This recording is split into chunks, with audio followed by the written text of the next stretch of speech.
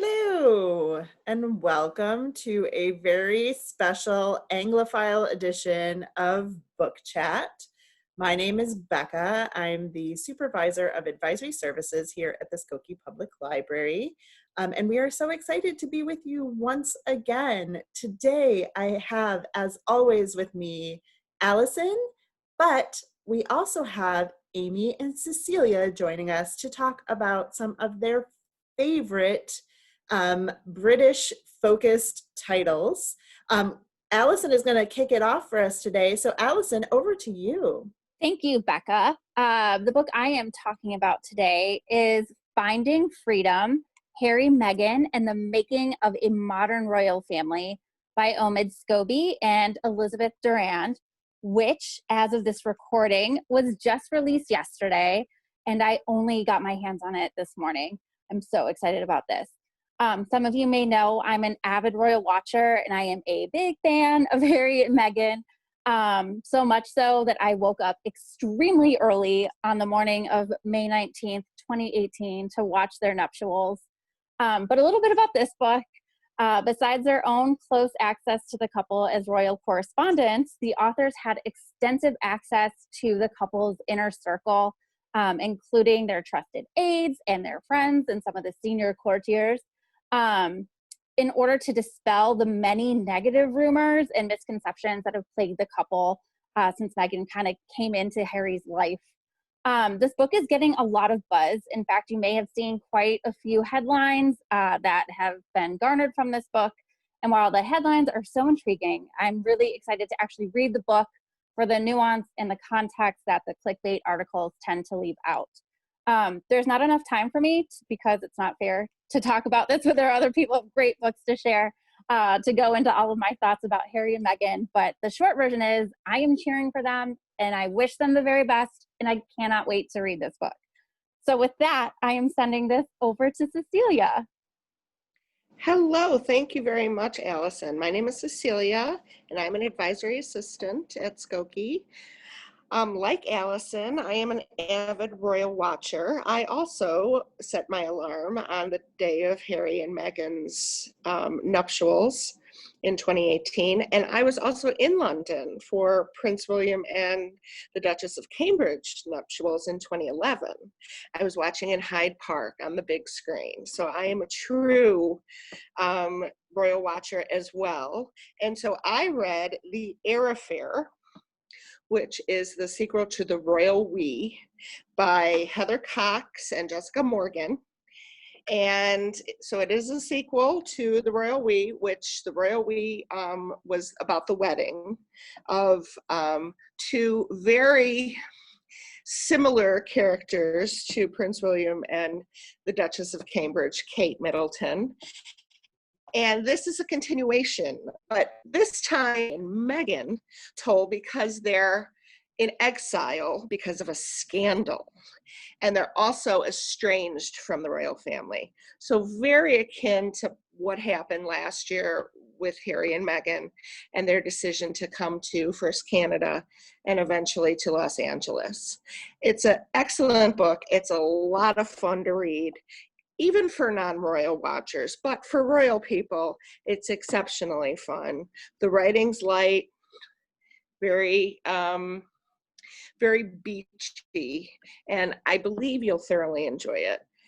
Even if you're not a royal watcher, I think it's engaging enough to hold your attention. And with that, I pass it on to Amy, who has another British fave. Thank you so much, Cecilia. Hi, I'm Amy. I'm the Learning Experiences Manager here at the library. I wouldn't consider myself a royal watcher, but I do have my thermometer set to Celsius, so hopefully that's enough credential since that's how they do temperature over the pond. So I recently read and I completely loved the book Boyfriend Material by Alexis Hall. Our main character, Luke, is trying his best to be a good and well-adjusted adult. No easy task when his estranged father is a literal rock star. But in reality, Luke is kind of a hot mess. When his latest screw up in front of the paparazzi puts his job, which is at a Save the Dung Beetles charity, nonprofit, when it puts his job in jeopardy, he needs an image overhaul. Enter Oliver, a polite, successful, proper, and earnest lawyer, barrister, who has agreed to a fake boyfriend's arrangement. Luke gets to rehabilitate his image. Oliver doesn't have to go to his parents' anniversary alone. Win-win, shake hands, and part ways, right? Of course, it's not that simple because, of course, these boys start to catch feelings. Fake pretend relationships is one of my all-time favorite tropes. And our author Hall does it so well in this novel. The supporting cast of friends and coworkers makes for a delightful, light read that is absolutely shining with banter, amusement, and yes, love. So head to Hoopla or Overdrive Libby as soon as you can to enjoy both the ebook and audio editions of Boyfriend material. Hey, Becca, what have you been reading? Hey, Amy. Funny, I've actually been reading the Heir Affair and Boyfriend material, but I don't even know when it was, what is time? A while ago, I read a nonfiction British-focused title that I'm really excited for other people to read as well. It's called The Untold Lives of the Women Killed by Jack the Ripper by Hallie Rubenhold.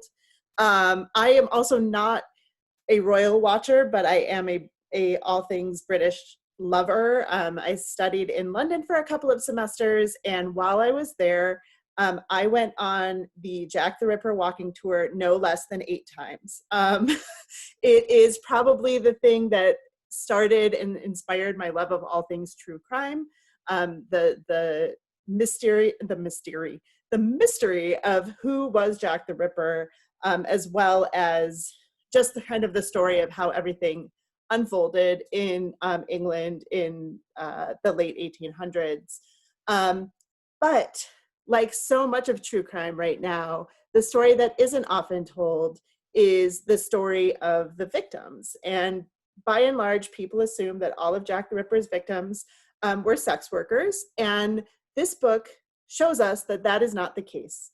Holly, Annie, Elizabeth, Catherine, and Mary Jane were basically victims of being in the wrong place at the wrong time, and really being women in the wrong time. Just one or two circumstances took them from a regular, comfortable life to a life of poverty and doing what they had to do to survive in Victorian England. You know, Jack the Ripper is often glorified in our day and age. And these women, because they have the stigma of being sex workers, have always been kind of vilified. And this is an opportunity to hear their stories and their history and their circumstances. And I just thought it was so well written, so interesting. And so if you are a true crime fan, if you are a Jack the Ripper fan, if you are a British fan, all of those things kind of come together in this kind of Queen Victoria, Dickens era, but how it all played out in real life.